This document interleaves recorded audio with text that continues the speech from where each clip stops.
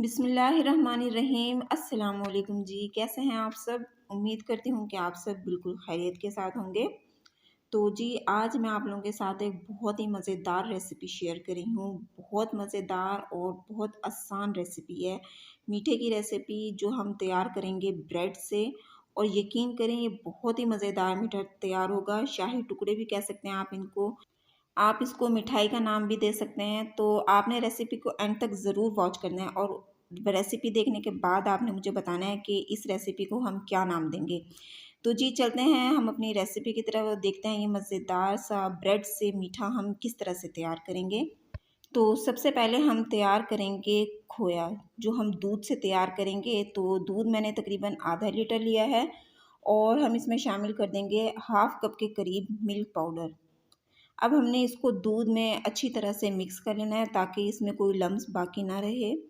अच्छी तरह से आपने इसकी मिक्सिंग कर लेनी है और मिक्सिंग करने के बाद हमने इसको चूल्हे पर रखना है, हमने इसको पकाना है। इसका हमने खोया तैयार करना है। तो जी इसको अब हम रख देते हैं चूल्हे पर। मिक्सिंग कर ली है मैंने अच्छी तरह से, चूल्हे पर रखेंगे। हमने इसको अच्छी तरह से बॉईल करना है पहले।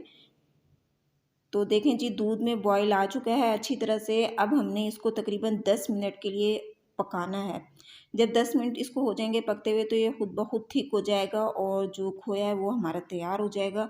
आपने बस इसमें मुसलसल चम्मच चलाते रहना है, 10 मिनट लगेंगे सिर्फ और हमारा खोया जो है वो तैयार हो जाएगा। तो देखें जी तकरीबन 5 मिनट हुए मुझे इसको पकाते हुए, दूध काफ़ी हद तक थिक हो चुका है। 5 मिनट हम इसको और पकाएंगे।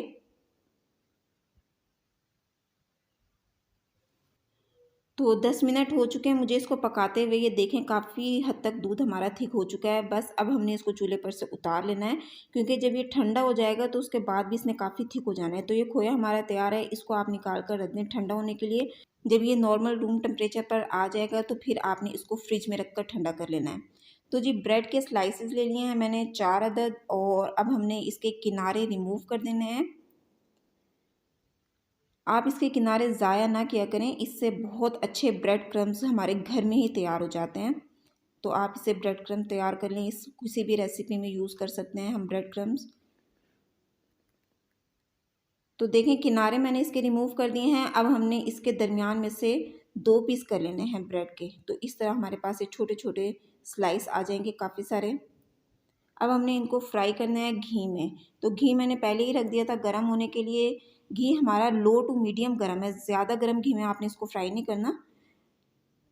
लो टू मीडियम हीट पर आपने इसको फ्राई करना है। एक साइड से जब ये फ्राई हो जाएंगे, गोल्डन सा कलर आ जाएगा, तो तब आपने इसको पलट लेना है। दूसरी साइड से भी आपने इसको फ्राई कर लेना है। तकरीबन 1 या 2 मिनट लगेगा इसको फ्राई करने में, ज़्यादा टाइम नहीं लगेगा ये फ्राई होने में, क्योंकि ब्रेड बहुत जल्दी कलर पकड़ लेती है। और अगर आप इसको हाई फ्लेम पर कुक करेंगे तो ये जल जाएगी। तो आपने इसको लो टू मीडियम फ्लेम पर ही कुक करना है।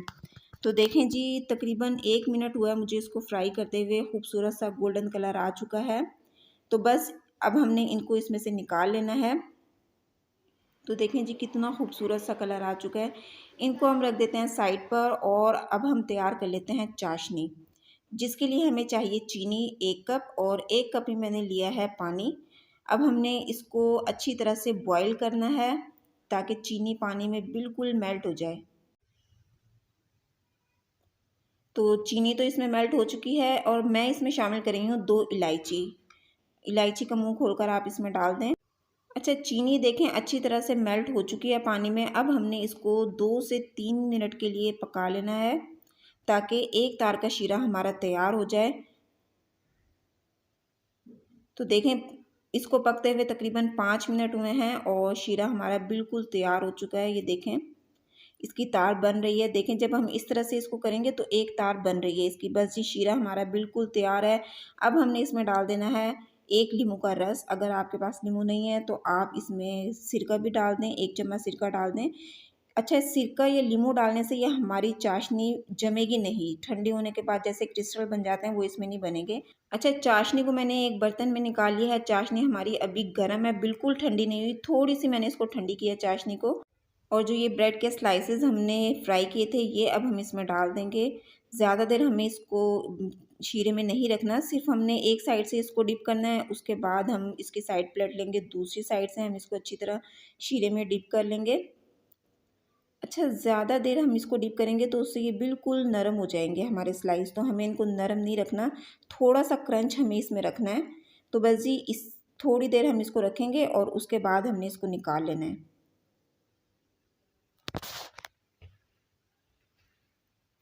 अगर आप लोग वीडियो देखते हुए यहाँ तक पहुँच ही चुके हैं तो आप लोगों से रिक्वेस्ट है, वीडियो को लाइक कर दीजिए और चैनल पर पहली बार आए हैं तो चैनल को भी ज़रूर सब्सक्राइब कर दें। तो देखें जी, मैंने अब ये निकाल ली हैं स्लाइस शीरे में। अब हम और जो है स्लाइस उनको डाल लेंगे शीरे में और इसी तरह से हमने थोड़ी देर उनको इसमें उलट पलट कर कर वापस निकाल लेना है। तो देखें जी, स्लाइसेस हमारे तैयार हो चुके हैं। शीरे में से मैंने इनको निकाल कर अलग कर लिया था। अब हम अपना खोया ले आते हैं जो हमने ठंडा करने के लिए रखा था। देखें जी कितनी अच्छी तरह से सेट हो चुका है, ठंडा हो चुका है, थोड़ा सा थिक भी हो गया है। अब हम एक स्लाइस लेंगे और इस पर हमने ये खोया लगा देना है। अच्छी तरह से आपने पूरे स्लाइस पर इसको फैला देना है।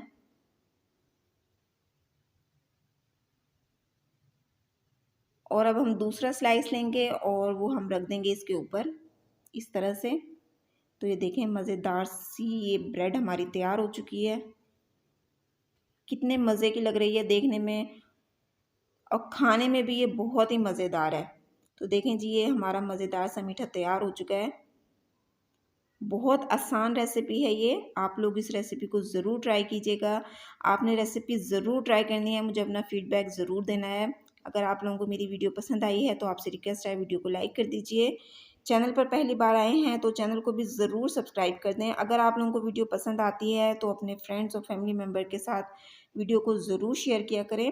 कमेंट बॉक्स में भी अपनी राय का इजहार ज़रूर किया करें, मुझे बताया करें कि मेरी रेसिपीज़ आपको कैसी लग रही हैं। मिलते हैं नेक्स्ट वीडियो में, अपना बहुत सा ख्याल रखिएगा, मुझे अपनी दुआओं में ज़रूर याद रखिएगा। अगली वीडियो तक के लिए अल्लाह हाफिज़।